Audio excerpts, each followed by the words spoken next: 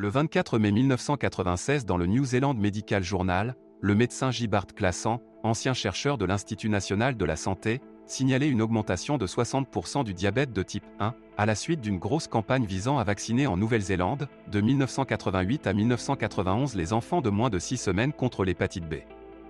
Son analyse d'un groupe de 100 000 enfants néo-zélandais suivis depuis 1982 a montré que l'incidence du diabète était annuellement de 11,2 cas avant le programme de vaccination contre l'hépatite B commencé en 1988 et qu'après, elle était de 18,2 cas.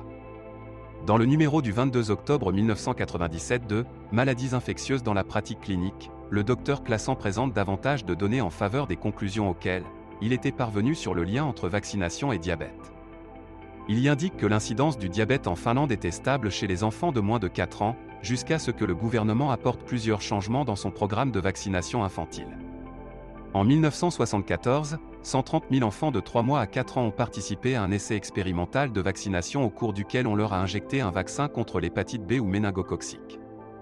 Puis, en 1976, le vaccin contre la coqueluche utilisé en Finlande a été renforcé par l'ajout d'une seconde souche de bactéries.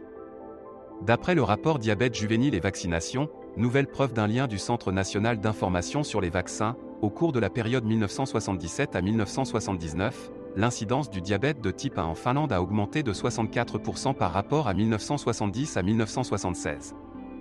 Dès 1949, les médecins ont commencé à signaler dans la littérature médicale que les enfants qui avaient été vaccinés contre la coqueluche, vaccin entrant aujourd'hui dans la composition du DTP ou DTPA, avaient des difficultés à maintenir un taux normal de glucose dans le sang. Les recherches de laboratoire ont confirmé que le vaccin contre la coqueluche pouvait provoquer un diabète chez la souris. Dans les années 1960 à 1980, au fur et à mesure que les recherches sur le diabète progressaient, on a émis l'hypothèse que les infections virales jouaient un rôle dans l'apparition du diabète.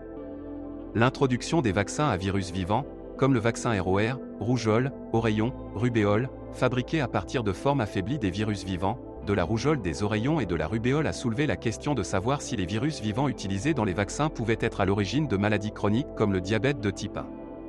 En 1982, un autre vaccin a été ajouté au calendrier de vaccination infantile en Finlande. On administra le vaccin ROR à des enfants âgés de 14 mois à 6 ans.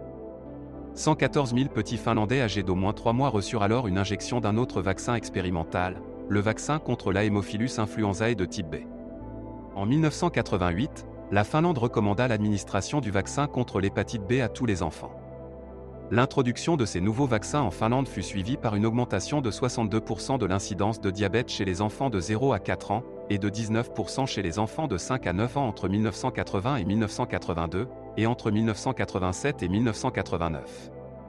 Comme l'indique le rapport du NVIC, le docteur Classen conclut, le résultat a été l'ajout de 3 nouveaux vaccins dans le groupe des 0 à 4 ans, et une augmentation de 147% de l'incidence du diabète insulinodépendant. L'ajout d'un nouveau vaccin dans le groupe des 5 à 9 ans a débouché sur une augmentation de 40% de l'incidence du diabète. Quand aucun vaccin n'a été ajouté, l'incidence de diabète insulinodépendant n'a augmenté que de 8% dans le groupe des 10 à 14 ans entre 1970 et 1976, et entre 1990 et 1992. L'augmentation du diabète insulinodépendant dans les différents groupes d'âge est liée au nom de vaccins administrés. Les Centers for Disease Control, qui se traduit en « Centre de contrôle des maladies », ont publié des données prouvant le lien entre le moment de l'immunisation et le développement du diabète. Les données de l'étude préliminaire des centres de contrôle des maladies confirment les données publiées selon lesquelles la vaccination à partir de 2 mois est liée à une augmentation du risque de diabète. L'étude du gouvernement américain a montré que l'administration du vaccin contre l'hépatite B à partir de 2 mois double presque les risques de développer un diabète insulinodépendant de type 1.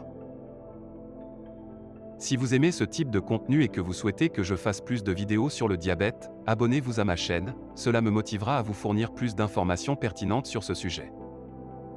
Je vous remercie et je vous dis à bientôt.